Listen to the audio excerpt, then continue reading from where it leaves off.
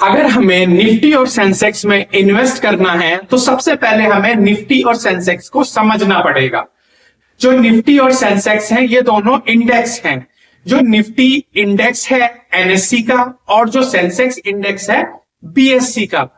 Nifty के अंदर top 50 companies होती हैं जो एनएससी के अंदर लिस्टेड है और सेंसेक्स के अंदर टॉप 30 कंपनीज होती हैं जो बीएससी के अंदर लिस्टेड है।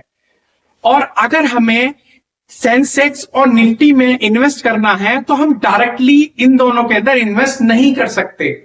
पर जैसे म्यूचुअल फंड्स के अंदर इन्वेस्ट किया जाता है और एक म्यूचुअल फंड्स के अंदर मल्टीपल कंपनीज होती हैं, इसी तरह से एक इंडेक्स फंड होता है जो निफ्टी इंडेक्स फंड भी होता है और एक सेंसेक्स इंडेक्स फंड भी होता है।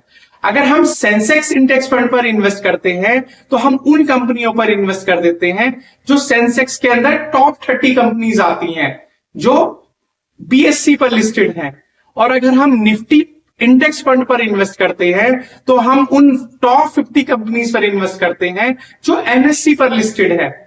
अब बात करते हैं कि निफ्टी बेटर है या सेंसेक्स बेटर है। देखो, निफ्टी के अंदर निफ्टी का जो एसेट एलोकेशन है वो 24 सेक्टर्स पे है। जो सेंसेक्स का एलोकेशन है वो 13 सेक्टर्स पे है। तो निफ्टी सेंसेक्स की तुलना में ज्यादा डाइवर्सिफाइड है और जहां पर डाइवर्सिफिकेशन ज्यादा होता है वहां पर रिस्क थोड़ा कम होता है। और अगर रिटर्न की बात की जाए तो दोनों के रिटर्न अप्रोक्सीमेट सेम ही है। लगभग इनका 12 to 13% का CAGR है। और अगर अब बात करें कि निफ्टी और सेंसेक्स पर जो इन्वेस्टिंग करना रिस्की है या नहीं है, तो देखो भैया कि जो अगर आप किस इन्वेस्टिंग के अंदर जितना भी शेयर मार्केट के अंदर कहीं पर भी अपना पैसा लगा रहे हैं शॉर्ट टर्म के लिए, तो उसमें रिस्क है ही। चाहे वो म्यूचुअल फंड्स है, चाहे वो इंडिपेंडेंट स्टॉक है और चाहे वो इंडेक्स फंड्स है। बट आप एक लॉन्ग टर्म के लिए पैसा लगाते हो यहां पर, तो कहीं ना कहीं पे जितना ज्यादा समय के लिए लगाओगे उतना रिस्क आपका कम होता रहता है।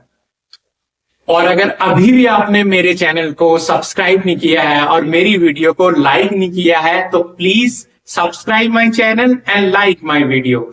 Thank you so much.